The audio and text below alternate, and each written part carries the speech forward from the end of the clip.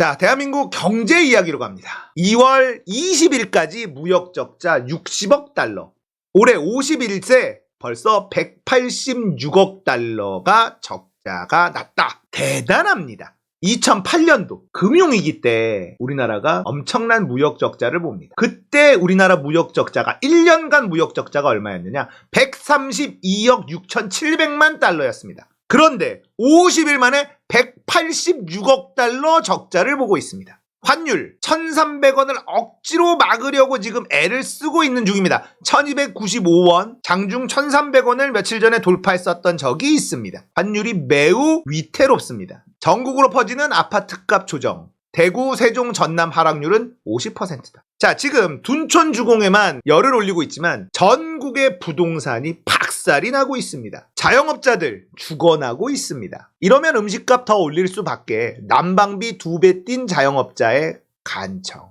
이 뉴스를 보니까 보통 난방비가 30만 원 정도 나오던 게 70만 원이 나왔다고 해요. 자, 가게는 겨울에 다른 데보다 더 따뜻하게 할 수밖에 없겠죠. 여름에 더 시원하게 할 수밖에 없겠죠. 이게 너무 많이 올라가니까 음식값을 올릴 수밖에 없는 상황을 만든 겁니다.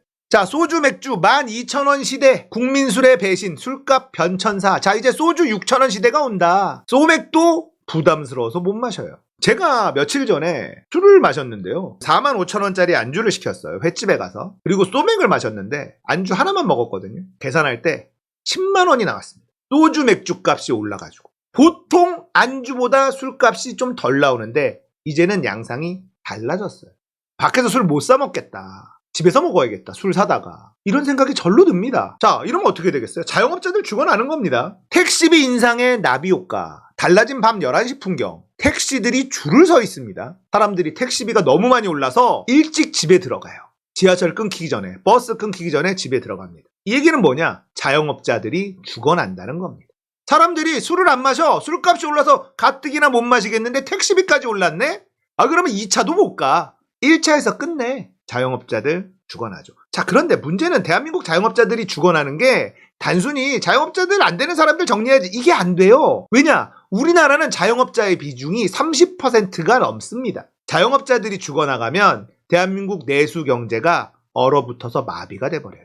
미국 같은 경우는 자영업자 비중이 한 7% 정도 됩니다. 우리나라는 30%가 넘어요. 자, 택시비 올라서 더 힘들다. 변칙 산악금에 벌벌 떠는 법인 택시 기사들. 자, 개인 택시들은 어찌저찌 한다 하더라도 회사 택시들은 지금 택시비 올려서 죽어나가고 있다. 택시비 올렸더니 자영업자 죽고 택시 기사들 죽고 누구를 위한 정책입니까? 대책 없이 너무 많이 올렸죠. 공공요금 인상에 기대인플레 4% 재진입. 2개월 연속 상승이다. 경제가 망가지고 있는 모든 시그널이 동시다발적으로 나오고 있어요. 자, 대한민국은 자영업자 비중이 30%가 넘는다 그랬잖아요. 그렇기 때문에 자영업자들이 망해 나가기 시작하면 어마어마한 데미지가 올 수밖에 없습니다. 자, 우리야 술 장사, 먹는 장사 안 하는 사람들이야 외식 줄이고 집에서 해먹고 뭐 이러면 되지 이렇게 생각할 수 있는데 그게 아니에요. 자영업자들이 망하기 시작하면요, 공실이 늘어나기 시작하죠. 자, 공실이 늘어나면 건물값, 부동산 값이 무너지기 시작합니다. 상권이 무너지면서 전체적으로 자영업자들이 더 많이 힘들어지기 시작하는 거예요. 자, 그러면 사람들은 더 외식을 줄이게 되는 악순환에 빠지게 됩니다. 전체적인 경기 침체, 이게 오면 소비가 줄어들 수밖에 없고 모든 경제 주체들이 다 어려워진다는 거예요. 건물주들마저도 작살난다는 겁니다. 소비를 안 해? 제조업이 될까요? 안 되죠. 전부 다 허리띠를 졸라매는 일이 발생할 수밖에 없습니다. 그래서 그렇게 박살나기 시작하면 복구가 어려워요. 자, 우리가 코로나 때 전 세계가 왜 돈을 풀었습니까? 멈췄잖아요. 코로나 때문에 전 세계 경제가 아예 멈췄습니다. 거리 두기를 하고 외출 금지를 하고 가게를 문을 닫게 하고 돈을 풀기 시작했어요. 왜 그랬느냐? 경제가 박살나면 다시 회복시키는 데는 훨씬 더 많은 돈이 들어간다. 그러니까 부작용이 있는 것을 우리가 알지만 지금 돈을 풀어서라도 심폐소생술로 숨은 붙여놔야 된다. 전 세계 선진국들이 다 그렇게 생각한 겁니다. 그런데 그렇게 숨은 붙여놨었던 경제를 윤석열이 죽이고 있어요.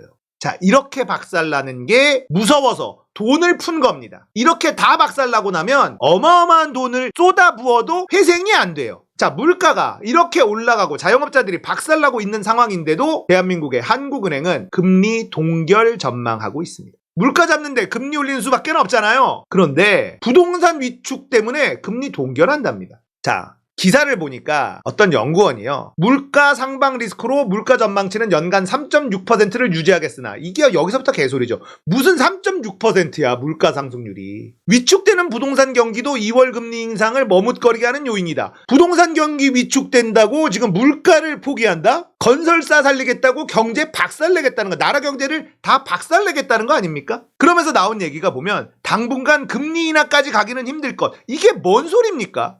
금리 인상을 급하게 해야 되는 상황인데 금리 인하까지 가기는 힘들 것. 이게 지금 언론에 나오고 있는 기사예요. 언론이 이딴 소리를 하니까 대한민국 경제가 방향을 더 못 잡죠. 금리 인하는 힘들다? 아니, 금리 인상을 가파르게 해야 되는 상황인 겁니다. 자, 아시아 경제.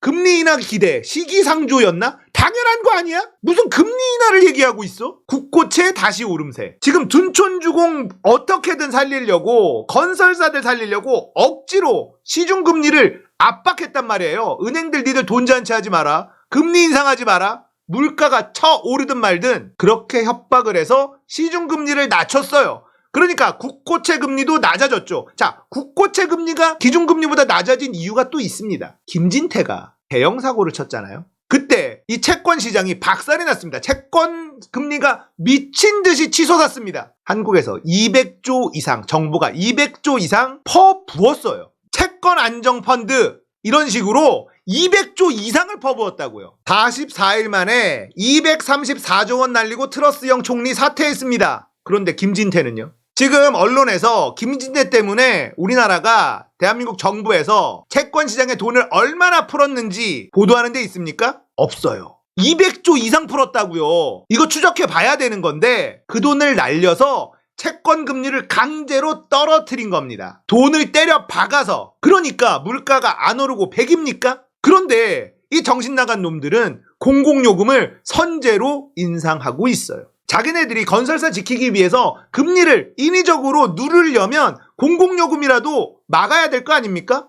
금리 누르면 어떻게 돼요? 물가는 올라가잖아요. 그런데 이 무식한 놈들은 문재인 탓이다라고 하면서 공공요금을 막 올려버립니다. 물가가 버틸 수가 없는 거죠. 자, 그렇게 강제로 눌렀어요. 채권 시장에 200조 이상을 퍼부었습니다. 그래서 채권 금리가 안정된 것 같지만 이건 인위적인 거였어요. 돈이 풀려서. 그런데 결국은 시중금리보다 높아진 국고채 금리가 올라가고 있습니다. 이렇게 삐용 올라가고 있어요. 3년물, 10년물이 기준금리 위로 올라갔습니다. 여기 아래에 있는 게 이상한 겁니다. 이게 인위적으로 낮춘 거예요. 200조의 효과였던 것 뿐입니다. 엄발에 오줌 눈 거예요. 근데 경제지가 하는 얘기 뭡니까? 금리 인하 기대, 시기상조였나? 금리 인하 기대를 부풀리는 기사를 쓰면 안 되는 거지. 금리 인하 기대감이 과도하게 컸던 점도 영향을 줬다. 금리 인하 기대감을 누가 줬어? 언론사들, 니들이 준 거잖아. 윤석열 정부가 억지로 금리를 누르고 있는 거에 대한 위험성을 비판했어야 될 언론사들이 금리 인하 기대감, 시장 금리가 내려가네, 그러면 기준금리도 내려가네, 환율이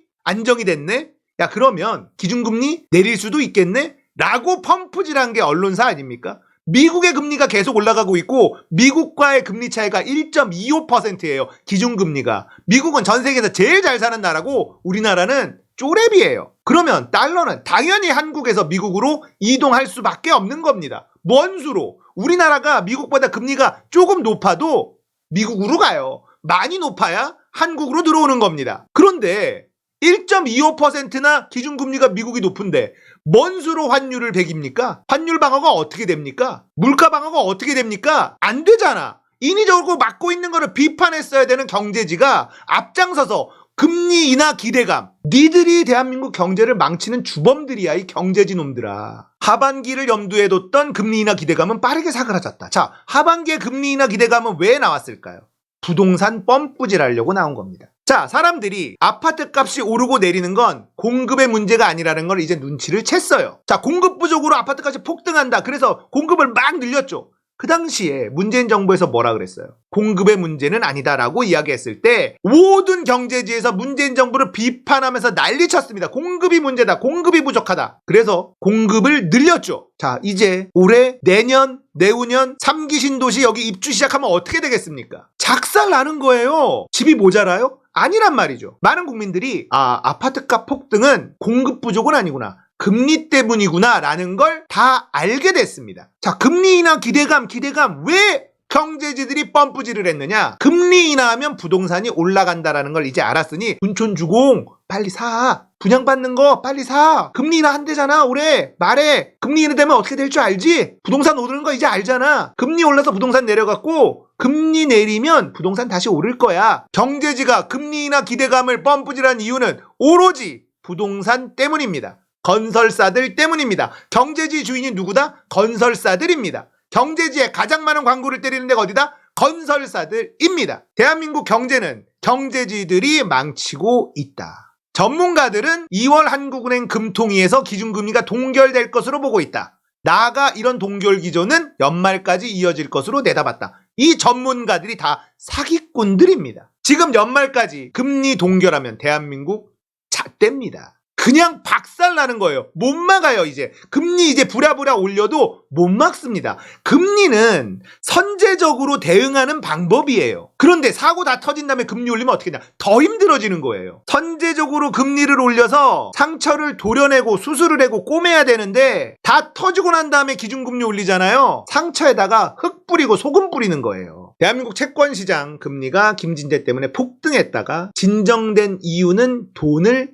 어마무시하게 풀었다는 거예요. 200조예요. 200조. 트러스 240조 손해봤다고 날라갔잖아요. 김진태 때문에 200조 날렸는데 언론 조용하죠. 만약에 여러분들 이재명이 강원도지사였어요. 그런데 레고랜드 그 발언을 이재명이 했다 치십시오. 이재명은 지금 감옥에 있습니다. 배임으로요. 김진태는요. 여전히 잘 있죠. 강원도 사람들 김진태 여전히 지지율 높습니다. 이게 대한민국의 현실이에요. 미 FOMC 의사록 공개 앞두고 환율 1290원 후반대 지속한 2월 달에 미국 연준이 기준금리를 동결할 것이다 라는 게 지배적이었다가 이제 올린다.